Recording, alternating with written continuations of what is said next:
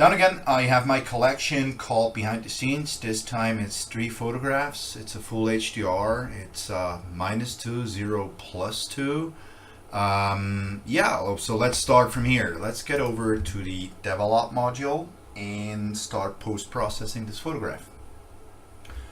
Like I said, though, those are 3 pictures that I will need to post-process them in Photomatix. I've used Photomatix over a couple of years now, like 3-4 years, and I think it's the best one there is. As of in Lightroom, I did my presets. I did the same in Photomatix, so I created my own presets. There are like videos out there, and they show you how to import my presets. First things first, so let me select all those pictures, so all the 3 ones, and export them, and get over to Photomatix, create an HDR image, come back here, create sort of a different version of a photograph of one of these 3, and get over to Photoshop and combine those 2. Now the first thing I want to, select all my photographs that I took. So I'm gonna select the first one, hit Shift, select the last one, and I'm gonna scroll down here, and yeah, just make sure that the profile corrections are enabled. I also remove chromatic aberrations here. This is just my standard kind of workflow. Most important, if you disable the profile corrections, make sure once you come back here and choose one of those presets, that in this preset the profile corrections are disabled as well.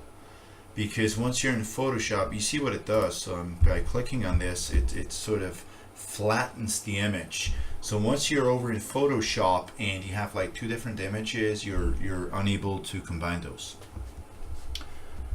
Now I'm gonna go hit right click, say export, and hit the export button here, and you can see here it's a processing directory. This is the directory I usually work with. I'm gonna export my images into this processing directory as a JPEG in a quality of 100. Oh, where did it go? Here, in a quality of 100. I'm going to hit export, and now as you can see here, it's going to export all those 3 images over into my processing directory. Now I'm going to start Photomatix. I quick have to wait until my photographs are exported from Lightroom, Adobe Lightroom. Yeah, that's going to take a bit. Et voila! Now the files have been exported. Well, let me get over here, bring up Photomatix, and get over here. And now I gotta find my images. So that's the processing directory. I was exporting all my photographs. Where are they? Where are they?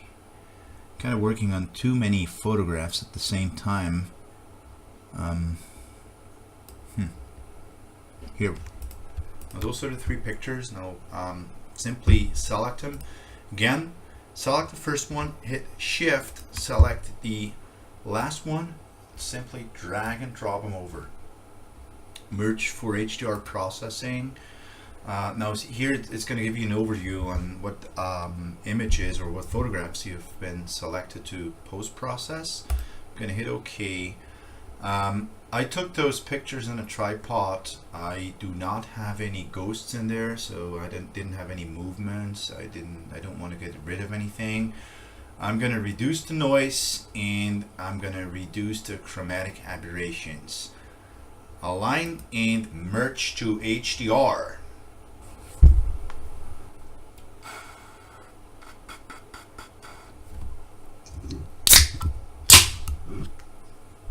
Cheers.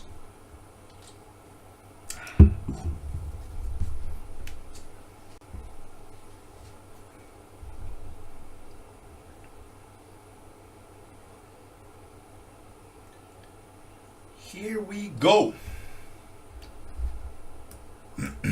Now that's the Photomatix, and it automatically takes, this is the adjustments pane panel, and it automatically takes the settings that I did on my last photograph. I kind of like what I see. There's not much I want to change actually, so I'm currently looking at the tower because I think we can get a better result of the image itself by using Adobe Lightroom. I don't like the river here, in my opinion. I know I'm Swiss, I shouldn't have an opinion, but in my opinion, the river, the reflection is supposed to be darker than what it is.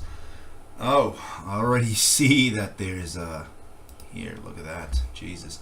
I have sensor dust again, and I have, oh, that looks ugly. Oh, that looks ugly too. So, that doesn't look too bad actually. I think I'm gonna stick with this. Nah, that doesn't look too bad either. So kind of cool. Reborn. Kind of like that. Kind of like that. What should I choose? This is kind of looking natural. So once I've selected, now that's the presets over here. Now that's all my presets I've created over the past few years. So once the preset has been selected, again, it's going to change the sliders according to the presets I've chosen, or the preset I've chosen. Once I'm done and I'm completely convinced that this is it, it doesn't look too good over here, and I think it doesn't look too good over here either. But once I think I have achieved what I want to achieve, I'm simply going to press apply, and now it's going to apply the settings to those three pictures, and it's going to create one. Now that's how HDR works. Here we go. In the finishing touch here, I'm going to add a little bit of sharpening. I kind of like what it does to the image, so I'm going to, instead of choosing none, I'm going to go for medium sharpening. That's depending on, see what it did down here. Let me get back to none. Look at that here. Look at this area here. Let me get back to medium sharpening. I think this is pretty cool what it does. This is depending from camera to camera. It's different. This photograph was taken with my A7R, and I think medium sharpening works. Once I'm out shooting with my D750 Nikon, I only can use mild sharpening, so the medium sharpening thing is way over the top, so it's like it doesn't look natural at all. I'm gonna hit done. From here I'm gonna save the image, save image. It's gonna save the image in the same directory, in the same processing directory where the other three images are stored. Here we go. I'm gonna click OK. I'm gonna close all that, and now I want to get back to Adobe Lightroom, and I want to create now, hang on, I want to create now different kind of versions using Adobe Lightroom. For this, again, just make sure the profile corrections are either disabled or enabled. I chose enabled for this process here. Now I'm gonna choose one of the images that I want to post-process using Lightroom.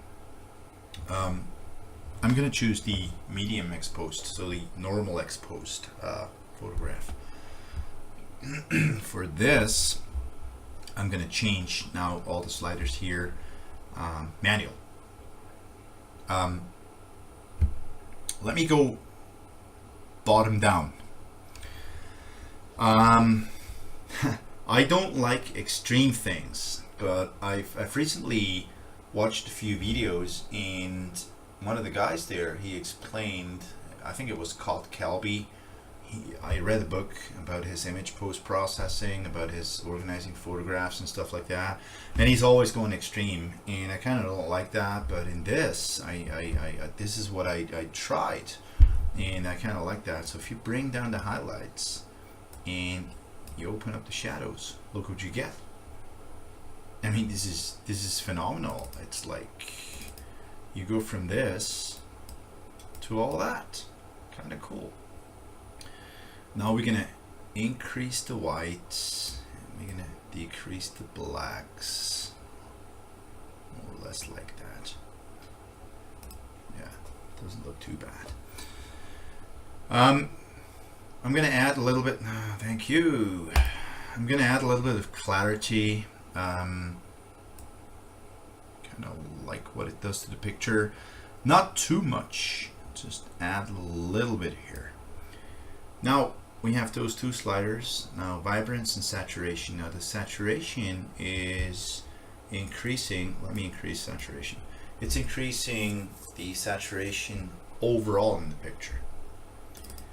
Vibrance is taking the colors that are less and increasing those more. I personally think the guy who did that deserves a Medal of Honor. So let us increase here this. See, now it's more equalized, I think. I'm not going to touch that. Now here, this is the whole colors adjustment. I definitely want to increase the colors at this point. If I'm going to bring over the blue, see here, it's going to be in the aqua part.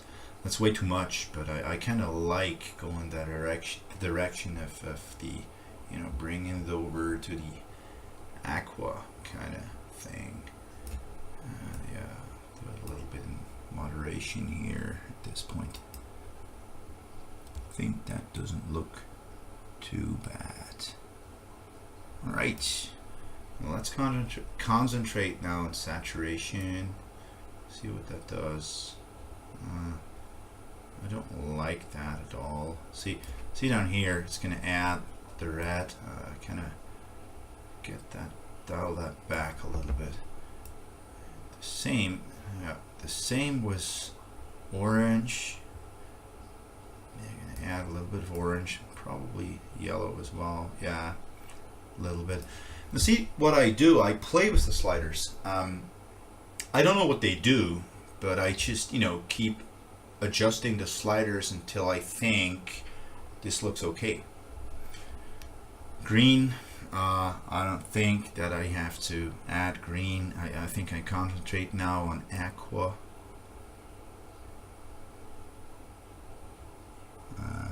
Add a little bit here, and the same goes for blue. Not too bad, I think. Purple. Nope. No, let's leave purple at 0. Magenta. Yeah, the difference is here. Oops. It's right here, but I think I'm gonna leave that at 0 as well. Hey, by the way, if you're gonna increase or decrease one of the sliders, if you change one of the sliders, you simply can double click to 0 it again. So or double click on the name in front, you know, increase, go double click, you're back to 0. All right, luminance. I think still the blue and aqua. This is what I'm quite interested in. I'm gonna bring that down here. And now the blue. Oh, that doesn't look too good. See, this is what I usually do. I'm gonna go to all the extremes and see what it does. And I think somewhere here it doesn't look too bad. All right. Now, tone splitting. this is kind of cool. I kind of like that. Oh, add a little bit of saturation. You can click on the color here and you can go through and it's going to change accordingly. Kind of like that.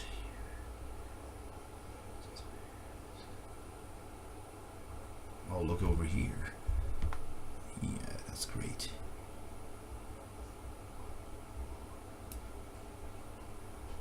That's cool. Now we're going to click on this color here too, until I find something I kind of like. Maybe over here.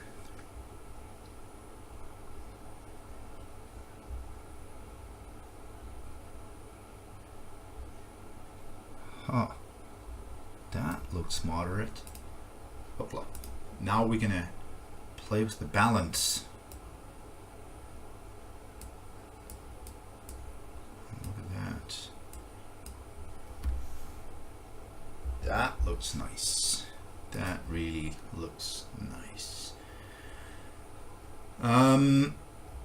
Here we have the sharpening. In case, now my picture was taken at ISO 50, 24 millimeters, f11, a fifth of a second. Now if I'm going to zoom in, it's going to tell me if I have some noise. I do really have noise, but only little.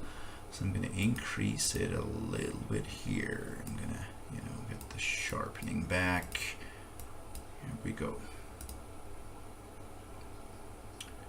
Let me get down here. You could do some vignetting here. Let me come back. Maybe I'm gonna do vignetting. I don't know yet. So because I do want to work with the graduated filters. I think this is too bright, and actually the whole picture is a little too bright. I think we gotta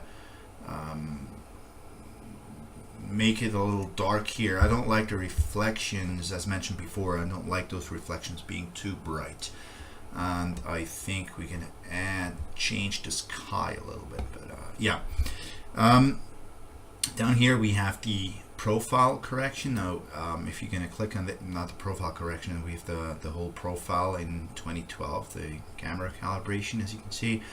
Let me see what it does if I'm going to click on landscape.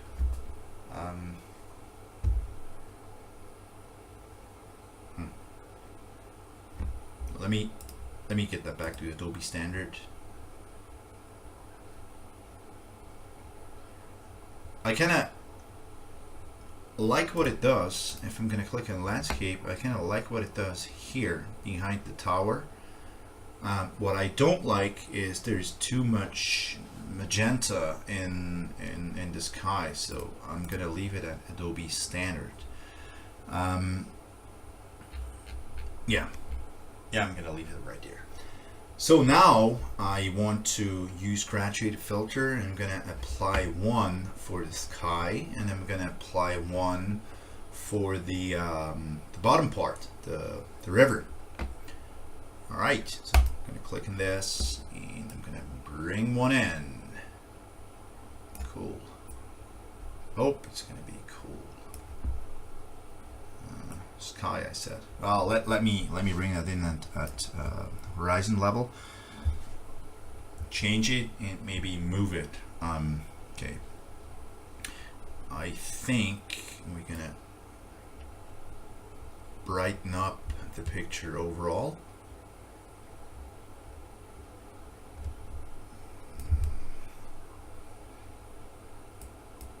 There we go. I really should get a new computer. I think it's way too much recording and post-processing. I think that doesn't look too bad. Cool. And I want to get a different color at this point. Here again, I'm going to simply click on this and start moving the mouse into a direction what I kind of like.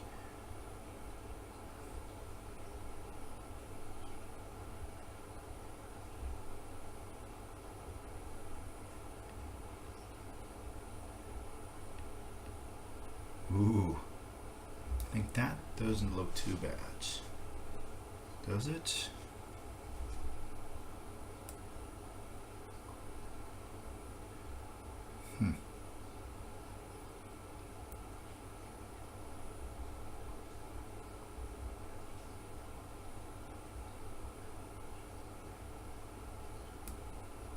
Yeah, I like that. I really like that. Now, what I'm going to do, I'm going to bring in another graduate filter and I'm going to click New. I'm going to bring that in for the bottom part. I quickly would like to darken my bottom part. I personally think that reflections needs to be darker than the original part, so I'm gonna hang on, increase contrast a little bit. Yeah, maybe something like that. Yeah, feels good. I'm gonna bring in blacks, not too much, not too much. I think something like that. I'm gonna decrease clarity.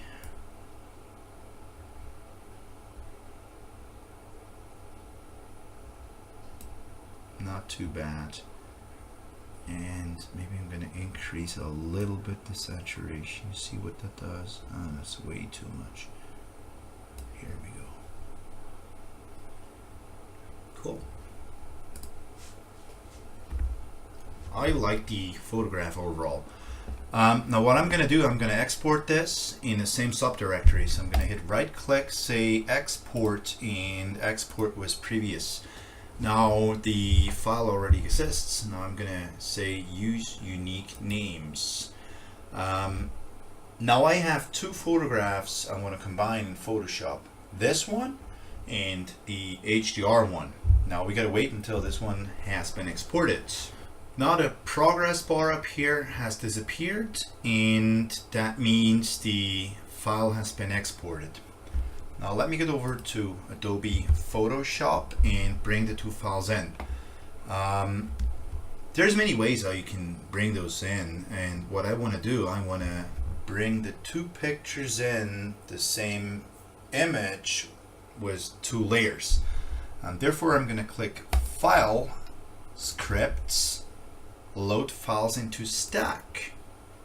I'm going to browse, and I'm going to select two photographs. One photograph is the HDR one, the other one is the one we just have exported from Adobe Lightroom. Therefore I'm going to get into my processing directory and I'm going to choose the ones. Now that is the second image, the second version of the original one, and the tone map one here is the HDR version. You can hit OK. Hit OK too here. Now Adobe Photoshop is going to bring in the two pictures in one file using two layers.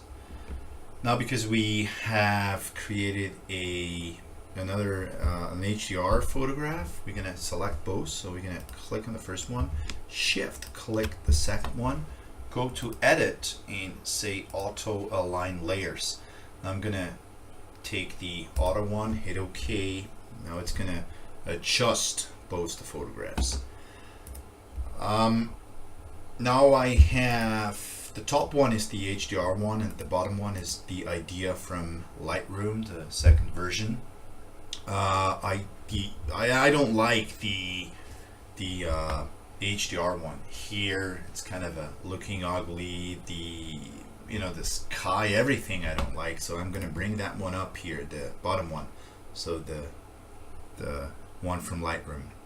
Click on it, drag and drop, and bring it on top. Here we go.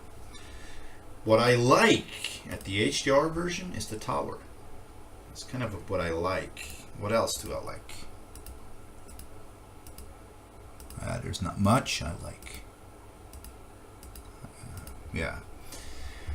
By clicking on this eye here, it's going to disable and enable the layers. So what I will do now, I'm going to bring in a layer mask by clicking on this button here. And I'm going to go, see here, that's the wrong tool selected. By pressing B, it's going to change to brush. And what I will do now, I'm going to brush over the tower here because I think this is the middle of the happening. Therefore, the brush size needs to be adjusted. Click alternate, right click, and move to the left or to the right. So to the right, the brush is going to get bigger. To the left, the brush is going to get smaller until you have the correct size. Over here, the opacity I'm going to move up to like 50%. What I'm going to do now is I'm simply going to brush over the tower here. Beautiful. This is kind of what I like, and I'm going to resize the brush again and bring in a little bit more of the tower. Cool, like that. Now look how the eye is already focusing on the tower. I kind of like that. Now I'm going to hit Shift, select the first layer, hit Shift, select the second layer, and hit Control E. That is going to merge the two layers and combine them into one. What we need to do now is we need to get rid of the sensor dust here, here, here, here. Cool. Here too, here too, here too. Let's do that. Therefore, we need that brush healing tool. Click on this, hit alternate, and move in, zoom in. Now here you can hit spacebar and move the photograph. We have too many sensor dust problems here, so I should get, clean my A7R2.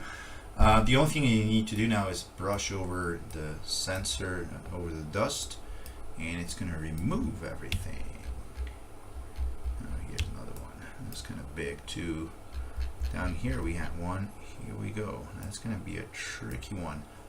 You don't want to get too close to the tower here. Yeah, the upper one here too. Cool. Great. Now, what I don't like is down here, the bottom part. I'm gonna get rid of this too, so I'm gonna use the cropping tool, select everything. Now bring up the bottom part.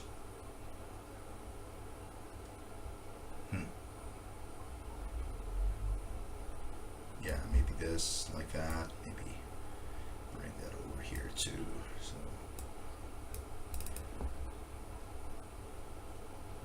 Okay, now we gotta get rid of this and this. So now that's the easier part here.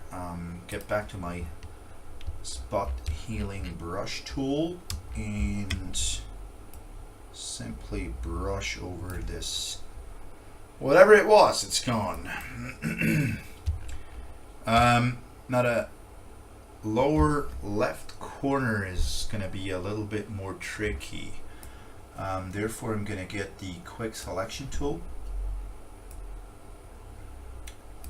Select the lower left corner and get into Edit, Fill. Make sure the Content Aware option is enabled and hit OK. Here we go. Doesn't look too bad. Now hit Control D for deselection, and this is the final result.